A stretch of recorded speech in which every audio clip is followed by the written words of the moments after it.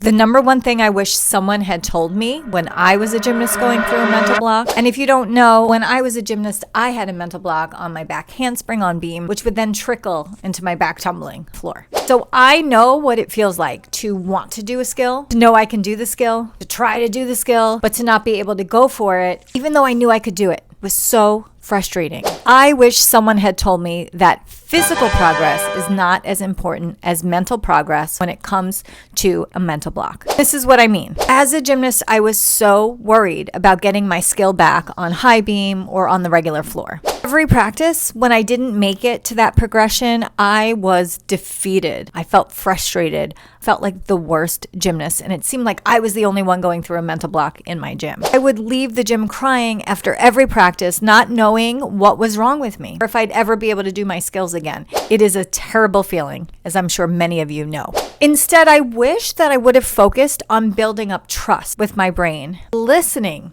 to what it needed, by doing a ton of easier progressions without needing to move it up, by asking for mats or spots when I needed them. I wish I had used those small wins to allow my confidence to build, instead of using the outcome as my deciding factor as to whether I was a good gymnast or not. So if you are a gymnast going through a mental block, focus on the mental side of things. They call it a mental block for a reason. Remember that you know how to do your skill. Your body has muscle memory. So it's not a matter of doing your skill. It's a matter of getting your brain to allow you to do your skill. And you do that by building trust with your brain and focusing on mental progression instead of physical progressions.